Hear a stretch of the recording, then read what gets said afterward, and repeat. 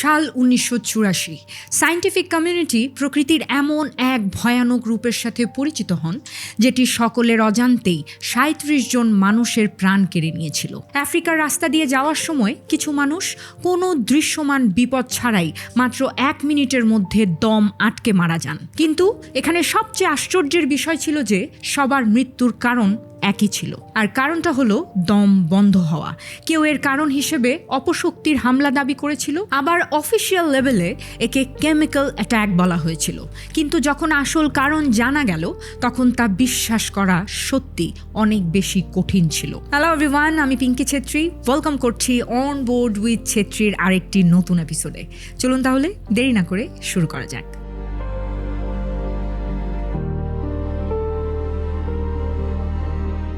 August ১৯৮৪, আফ্রিকার প্রত্যন্ত এলাকা ক্যামেরুনে একটি অত্যন্ত অদ্ভুত ও ভয়ানক ঘটনা ঘটে। এখানে একটি ছোট লেক রয়েছে যার নাম হলো লেক মনোন। এই লেকটি মূলত তার শান্ত পরিবেশের জন্য পরিচিত ছিল, কিন্তু এই শান্ত পরিবেশই আজ কিয়ামত ডেকে আনতে চলেছে।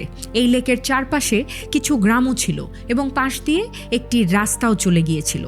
১ অগাস্ট ১৯৮৪ রাত 11:30টায় লেকের চারপাশে থাকা মানুষজন একটি বিকট মেঘ ডাকার শব্দ শুনতে পান। প্রথমে সবার মনে হয়েছিল হয়তো মেঘ ডাকছে শুধুমাত্র, কিন্তু সেই রাতে আকাশ এতটাই পরিষ্কার ছিল যে আকাশের তারাগুলোকে জল জল করতে দেখা যাচ্ছিল।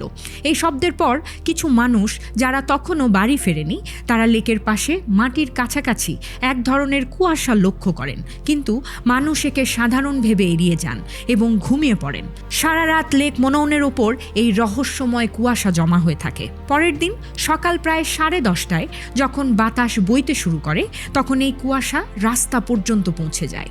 রাস্তা দিয়ে যাতায়াত করা মানুষ ভাবলেন এটি হয়তো সকালের সাধারণ কুয়াশা, কিন্তু যখনই এই কুয়াশার সাথে তাদের সরাসরি সংস্পর্শ হলো, তখনই তাদের দম বন্ধ হতে শুরু করলো এবং 1 মিনিটের মধ্যেই একের পর এক লাশ পড়তে শুরু করলো। বাতাসের কারণে যখন সব কুয়াশা কেটে গেল, তখন রাস্তায় লাশ ছড়িয়ে ছিটিয়ে ছিল। কেউ পায়ে হাঁটা মানুষ, কেউ বাইক আরোহী, আবার কেউ গাড়ির ভেতরেই মৃত অবস্থায় উদ্ধার হন।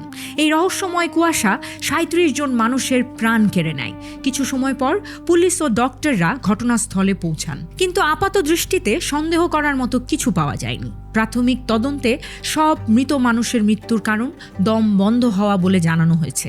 এই খবর পুরো এলাকায় আতঙ্ক ছড়িয়ে দিয়েছিল রীতিমতো। একই সময়ে একই জায়গায় ৩৭ জন মানুষের একই কারণে মারা যাওয়াটা বেশ অদ্ভুত একটা খবর ছিল। অনেকে একে অপশক্তির হামলা বলতে শুরু করেন, যেখানে ক্যামেরুন সরকার একে সন্ত্রাসীদের কেমিক্যাল অ্যাটাক বলে দাবি করে। কিন্তু এই দুটি কারণই সম্পূর্ণ অর্থহীন ছিল, কারণ সন্ত্রাসীদের যদি কেমিক্যাল অ্যাটাক করতেই হতো তবে তারা প্রত্যন্ত গ্রামের নিরীহ মানুষের উপর কেন করবে? দ্রুততমভাবে এই ঘটনার কারণ খোঁজার মোড় প্রকৃতির দিকে ঘুরে এলো, আর এবার বিশেষজ্ঞদের সন্দেহ ক্যামেরুন লাইনের ওপর গিয়ে পড়ল। এটি একটি ১৬০০ কিলোমিটার দীর্ঘ আন্ডারগ্রাউন্ড আগ্নেয়গিরির চেইন, যা গালফ অফ গিনি থেকে শুরু হয়ে আফ্রিকার মেইনল্যান্ডের ঠিক সেই পয়েন্টের নিচ দিয়ে গেছে যেখানে লেক মনোন অবস্থিত। এই পুরো লাইনটিকে ক্যামেরুন লাইন বলা হয়। ক্যামেরুনে অবস্থিত ইউএস অ্যাম্বাসির সাহায্যে এই বিষয়টি তদন্ত করার জন্য হ্যারল্ডার সিগারসন নামের এক বিজ্ঞানীকে ডেকে পাঠানো হয়। এরপর সিগারসন লেক মনোন খুব ভালোভাবে পরীক্ষা করেন, কিন্তু তিনি লেক বা লেকের তলদেশে কোনো আগ্নেয়গিরির সক্রিয়তার প্রমাণ পাননি। না লেকের তলদেশে কোনো নাড়াচাড়ার চিহ্ন ছিল, না পানিতে সালফারের কণা ছিল, যা সাধারণত আগ্নেয়গিরির সক্রিয়তার সময় বের হয়ে থাকে। কিন্তু সিগারসন যখন লেকের তলদেশ থেকে পানির বটল তুললেন, তখন তা থেকে গ্যাস এবং ফেনা বের হতে লাগলো, ঠিক যেভাবে যে কোনো ধরনের কোল্ড ড্রিঙ্কসের ছিপি খুললে একটা ফেনা বের হয়ে আসে, ঠিক সেভাবেই। এই ইশারাটুকুই সিগারসনের জন্য যথেষ্ট ছিল। তিনি তখনই বুঝতে পারলেন যে লেকের তলদেশের পানিতে কার্বন ডাই অক্সাইড গ্যাস দ্রবীভূত হয়ে আছে। ময়না তদন্তেও সামনে আসে যে কার্বন ডাই অক্সাইডই তাদের মৃত্যুর কারণ। কিন্তু এখানে প্রশ্ন হলো যে লেক মনোনের তলদেশে দ্রবীভূত থাকা কার্বন ডাই অক্সাইডের সাথে মৃত মানুষের সম্পর্ক কিভাবে ছিল? কার্বন ডাই অক্সাইড গ্যাস সাধারণত বাতাসের চেয়ে ভারী হয় এবং একে যদি কোনো ঘরে ছেড়ে দেয়া হয় তবে তা ঘরের নিচের অংশে জমা হয়ে যাবে। আর ঠিক এই বিষয়টিও লেক মনৌনে ঘটেছিল। লেক মনৌনে গ্যাস নিচের দিকে জমা হয়েছিল, যাকে গ্রামের সবাই মেঘ বা কুয়াশা মনে করে এড়িয়ে গিয়েছিল। আসলে ওই মেঘ বা কুয়াশার মতো পদার্থই ছিল কার্বন ডাই অক্সাইড। কিন্তু এই গ্যাস লেক মনৌন থেকে বের হলোই বা কিভাবে? পুরো তদন্তের পর সিগারসন একটি থিওরি পেশ করেন। লেক মনৌনের নিচে থাকা আগ্নেয়গিরির গ্যাসগুলো ধীরে ধীরে জায়গা করে লেকের তলদেশে জমা হচ্ছিল।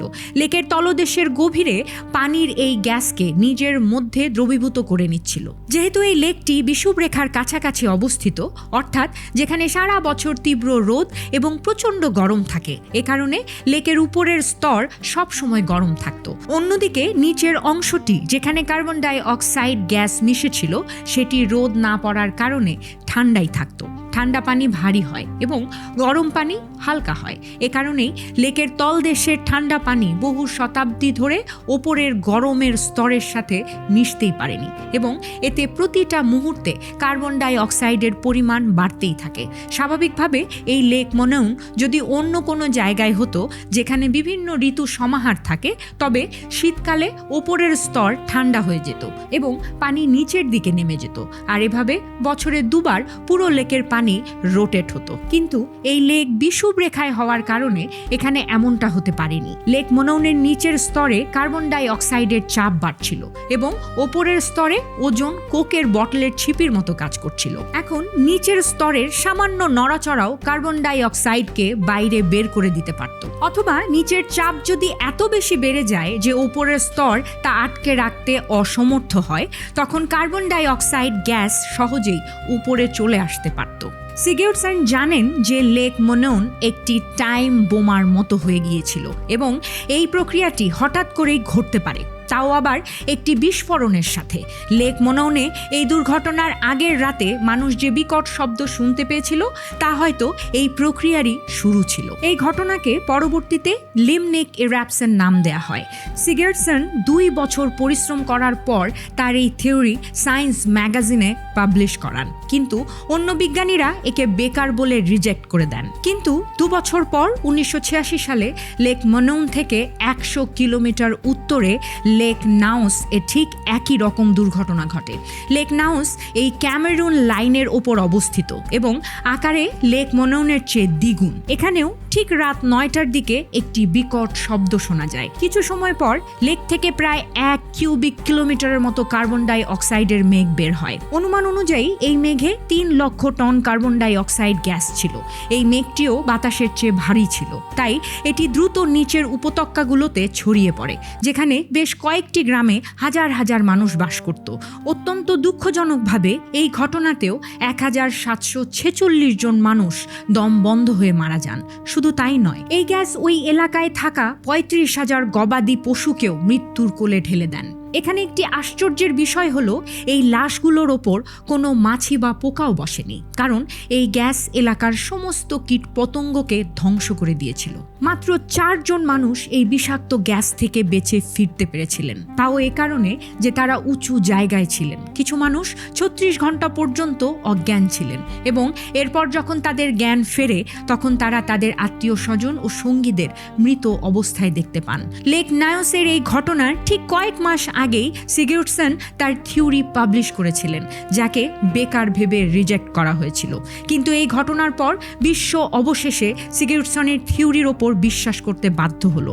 এখন বিশ্বজুড়ে সায়েন্টিফিক কমিউনিটি এই দুটি লেকের দিকে নজর দিল, যাতে করে এই রহস্যময় ঘটনাটিকে সঠিকভাবে বোঝা যায়। জানা যায় যে লেকের পাশেই ভূমিধস হয়েছিল। এই ভূমিধসের কারণে লেক নায়সের তলদেশে থাকা carbon die oxide gas disturb হয়েছিল। বিশেষজ্ঞরা লেকের ওপরে একটি পাহাড়ে কিছু ভাঙা পাথরের চিহ্ন দেখতে পান, যা সদ্য ঘটা ভূমিধসের মতো লাগছিল। যখন লেক নায়সে হঠাৎ হাজার হাজার টন পাথর আছড়ে পড়ল, তখন তারা তলদেশের স্তরে থাকা কার্বন ডাই অক্সাইড যুক্ত পানিকে উলটপালট করে দিল এবং এক মুহূর্তে গ্যাস উপরে চলে এলো। এই প্রক্রিয়াটি এতটাই ভয়ঙ্কর ছিল যে এটি লেকে 25 মিটার উঁচু সুনামিও ট্রিগার করেছিল, যার ঢেউ লেকের পাড়ে এসে রীতিমতো আছড়ে পড়েছিল এবং এর চিহ্ন পরবর্তীতে পাওয়া গিয়েছে।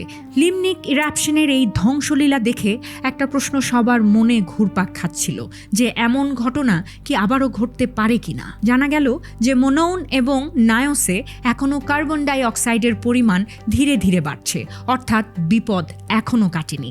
এই বিপদ কমানোর জন্য সায়েন্টিফিক কমিউনিটি অনেক আইডিয়া দেয়, কিন্তু সবচেয়ে সস্তা এবং রিয়েলিস্টিক আইডিয়া ছিল দুটি লেকের গভীরতায় পাইপ বসিয়ে কার্বন ডাই অক্সাইড বের করে আনা। মোনোন ও নায়োসে পরিকল্পনা অনুযায়ী পাইপ বসানো হলো এবং দুটি লেক থেকেই কার্বন ডাই অক্সাইড নিরাপদে বাইরে বের হতে লাগলো। 2009 সালের মধ্যে লেক মোনোনকে এবং 2019 সালের মধ্যে লেক নায়োসকে সম্পূর্ণভাবে গ্যাস মুক্ত করে দেয়া হয়। এই দুটি লেক তো লিমনিক ইরাপশনের বিপদ থেকে মুক্ত হয়েছে, কিন্তু পৃথিবীতে আরও একটি এমন লেক আছে যা এখনও এই বিপদের শিকার হতে পারে। এই লেকে যদি এমনটা ঘটে তবে হাজার হাজার নয়, লক্ষ লক্ষ মানুষের প্রাণ যেতে পারে। আর এই লেকটি হলো ডেমোক্রেটিক রিপাবলিক অফ কঙ্গো এবং রুয়ান্ডার সীমান্তে অবস্থিত লেক কিভু। আর এই লেক এত বড় যে নাওসের মতো 50টি লেক অনায়াসে ঢুকে যেতে পারে। আর গভীরতার কথা বলতে গেলে এই লেকটি লেক নাওসের চেয়ে 2 গুণ বেশি গভীর। লেক কিভুও ভূমিকম্প প্রবণ অঞ্চলের ওপর অবস্থিত এবং এখানেও ঠিক একই পরিস্থিতি রয়েছে, অর্থাৎ সারা বছর রোদের কারণে এর পানিও রোটেট হতে পারে না।